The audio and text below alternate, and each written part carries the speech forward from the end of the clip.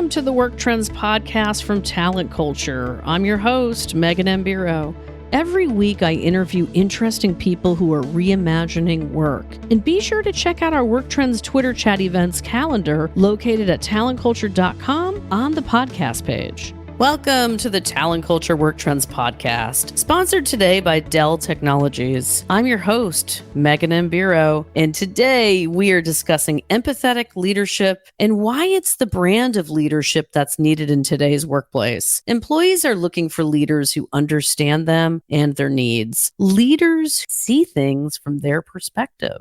This is what we call empathetic leadership. Empathetic leaders are able to create a space where employees feel heard, valued, understood. And when employees feel like this, guess what? They're more engaged, productive, and committed to their work. So today, we are joined by Jen Saavedra, the Chief Human Resources Officer at Dell Technologies.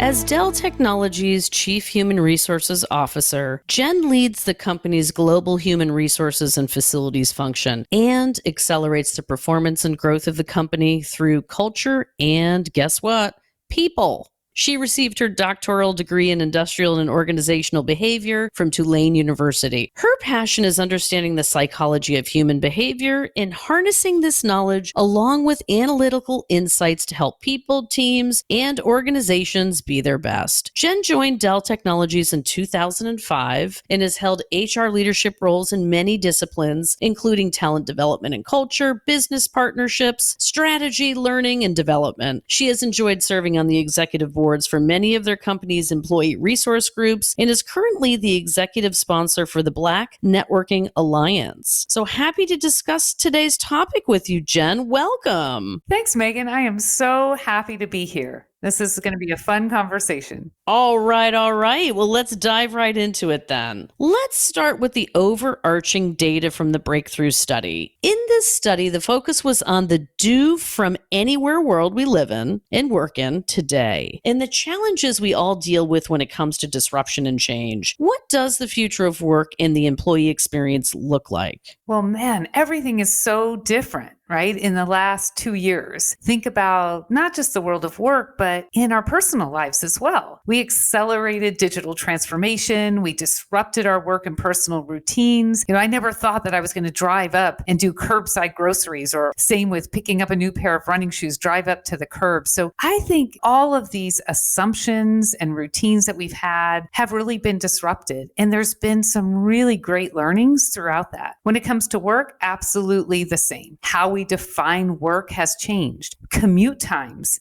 have been reimagined. We've heard this expression of equal glass when we're on a video where everybody can be seen and have an equal kind of square of glass. It's leveled the playing field. So I think that the future will look very different. We're moving into that future. And like I said, we are starting to see a lot of the positives, and we're also starting to learn as we move through that. One of the things at Dell Technologies that we're really focused on is defining work as an outcome, not as a specific time and place. We know that employees value freedom and flexibility, and it's really about helping everybody make an impact. Everybody wants to make a difference, know that their work is contributing to the strategy of the company, to customers, to the world, and also maintaining those connections. And so that we can feel a part of something bigger than ourselves. And we know no one approach fits all. Not every work is exactly the same, has the same requirements. Not every individual has the same way they work or the same needs. And we have a history of doing this. So while everybody went remote over a weekend, at Dell, we've been doing this for over 10 years. And we wanted to ask, now that we're kind of emerging out of this pandemic, how do you think we're doing? So we asked our team members, there's so many headlines out there of people trying to figure out, what's the future? What does hybrid look like? So we asked our team members, how do you think we're doing in this world of hybrid? And 86% of our team members said they feel we're leading the way. 81% feel great about about our hybrid work. And each and every year, the number one thing they say differentiates us is this idea of flexibility. So I don't think our employees are necessarily that different in saying that flexibility matters, choice matters. We want to do great work and remain connected. And I'm really optimistic as we continue to head into the future. I think this is a great opportunity. It's a great equalizer. We have learned a lot to be inclusive, make things more accessible to people, and keeping an eye on the partnership between human resources, the business needs, our team members at the center, facilities, and IT. I think these are things that give us a lot of hope and a lot of promise. So given the level of disruption we are all working through, and I mean, as you said, it's not just one brand or one type of company. We're all going through something. What does the data show us as what's imminent in the future of work, or what's next? Sure. Well, in the breakthrough study, 63% of people say they really want their leaders to better support different work patterns, tools, infrastructure, clarity on what hybrid means in the future. Everybody wants to be successful. They want to thrive, and they just need to know that their leaders and their company are going to be there to support them. I think there's so much that we don't necessarily know. And I think that agility is going to be key as we continue to move forward. What we know today, we will continue to build on and learn. And at Dell, again, we asked our team members, how is it?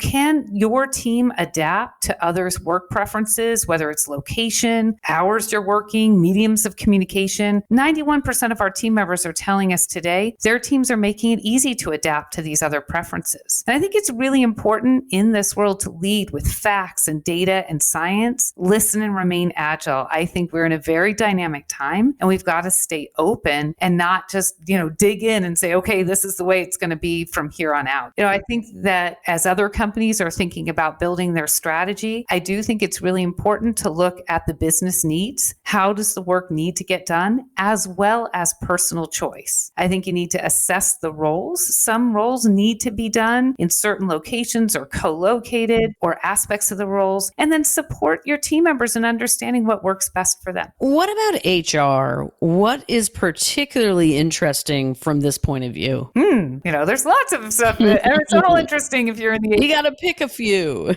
I'll pick a few. So one of the areas that comes up a lot is this idea of mental health and well-being. And that really was pronounced over the last couple of years. And in the study, the breakthrough study that we did, 58% said they're not experiencing better work-life balance. So while we did erase commute times and some travel, there are more meetings than ever, right? And the boundaries get blurred between work and life. 41% are wrestling with burnout, and only 37% said they're experiencing mentally stimulating work. That can make for really, really long, hard days. And I think this idea of balance and mental well-being and connection are really important. Those are keys to our people philosophy. We have the ABCD in our people philosophy. The A is achievement, B stands for balance, C stands for connection, and D is diversity and inclusion. And what we've been hearing as we continue to listen to our team members is on that connection piece, it's less about those strong day-to-day connections you have with your immediate team. Those continue to happen, or those relationships that you've had, those deep relationships for years. It's more about those broad network relationships. And if you look at some of the research out there, HBR just published something not too long ago that said over the last 2 years, our networks have shrunk by 16%. So how do we help as companies help broker those broader connections, whether it's across a geography or a site or a broader organization, and have to be willing to experiment and try something. Some things will work great, and others will say,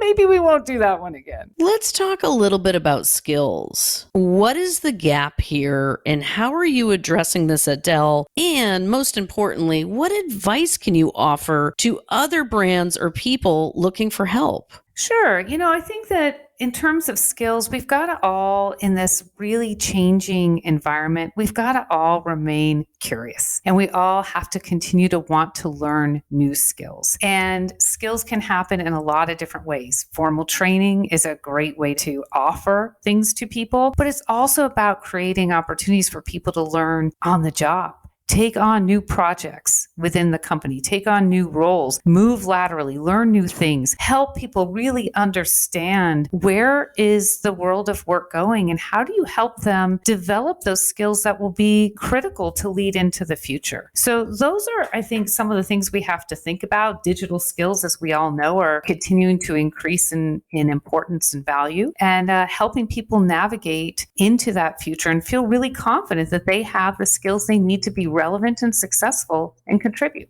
Some of the stats I found particularly interesting were that 67% believe their organization underestimates the people requirements when planning transformation programs. And with that, more than 1 in 3 employees claim their leaders treat staff as dispensable. The call to action is to lead with more empathy. How can HR practitioners support our leaders on this front? Well, I think empathy is key. Everything starts based on relationship and trust. And empathy, we have seen how important that is over the last several years. It's going to continue to be even more important. You're not going to be your best and do your best work if you don't feel that somebody understands who you are, what you're navigating, and so that you can contribute in your best way. So this to me is ultimately about relationships and inclusion and understanding, taking the time to understand others' perspectives. Nobody wants to feel like they're just a worker and that their only value is to contribute work. They want to be human beings. Who doesn't, right? And in the breakthrough study, 83% said that leaders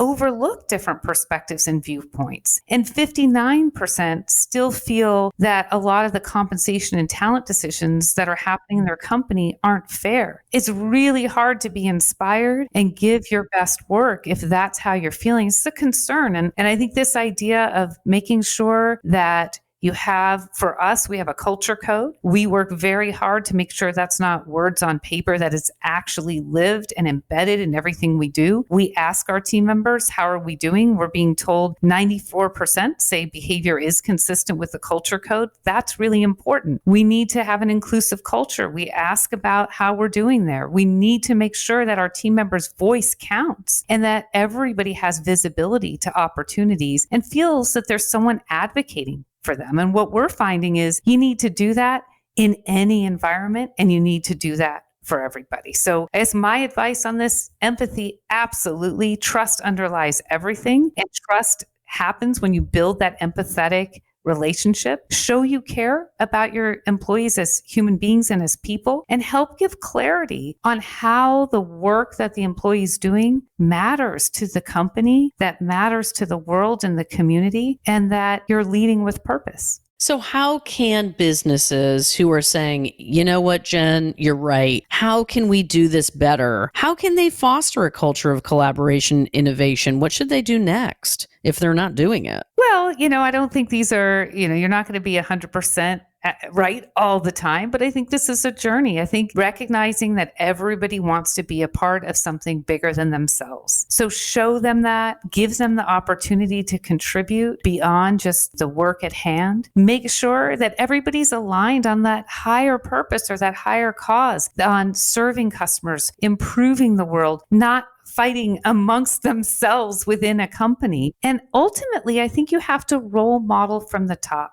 So you need to show collaboration. You need to show that we're better together. You need to reach out to others in other parts of the organization. You need to encourage challenging the status quo and encourage voice and other ways of thinking. And I think all of these things start to shift that culture and mindset, leading from the top, that this is a culture that welcomes new and different ideas and that supports and expects collaboration to best serve the customers and community and company. And the key word there is expects. If you're out there listening in the Work Trends community, it is no longer just a nice to have, it's a must. And I hope you're there listening and thinking about action steps, because that's what this is about. So I'm curious, Jen, what 1 or 2 things did you personally find the most interesting or revealing in the breakthrough study? Well, Megan, I think we've talked through a lot of the really interesting findings. One of the things that we didn't spend much time talking about is this idea of automation. and more work is getting automated. And a lot of times people think about automation and say, okay, well, that's just to drive better productivity or better efficiency. Yes, it does. And that's an angle. But I think it's also about inspiration and role elevation and providing that stimulating work, right? We talked about the statistic earlier about meaningful work and how people really want to do meaningful work. And so there may be some, as we talked about, this need to kind of upskill or reskill as part of that. But I think this is such an exciting opportunity. 69% of people in the breakthrough study said they want to learn new skills and technology. And using automation in a really smart way alongside the incredible capabilities that are uniquely human will drive better and more consistent decisions for us and help mitigate human error. 77% of the people in the breakthrough study said they look forward to mitigating human error. So I think this is an incredible opportunity as we look at the future of work to use automation to drive greater impact, greater consistent decisions, mitigate human error, and free up some of those that time that allows us to be our unique human selves with creativity and collaboration, all those things that you mentioned. Well, and you know what? We can have both. That's the good news, Jen. I have to say, it has been amazing having you here with us. I know you're a very busy person, so I want to thank you for stopping by and sharing your sage. Oh, the pleasure is all mine. I love this topic. We could spend hours on it, and I have a lot to learn as well. But so far, it's been really, really great just to learn how we can really thrive in the future.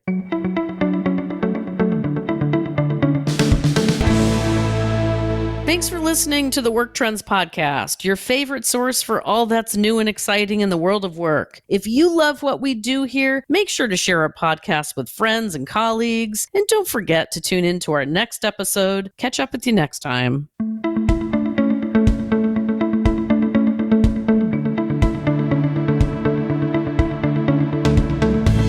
Thanks to listening to Work Trends from Talent Culture. Join us every Wednesday at 1:30 p.m. Eastern for a live Twitter chat with our podcast guest. To learn more about guests featured on today's show, visit the show notes for this episode at talentculture.com and help us spread the word. Subscribe to Work Trends wherever you listen to podcasts. Leave us a rating, review in iTunes. Share Work Trends with your coworkers, your friends. Look forward to it. See you next time.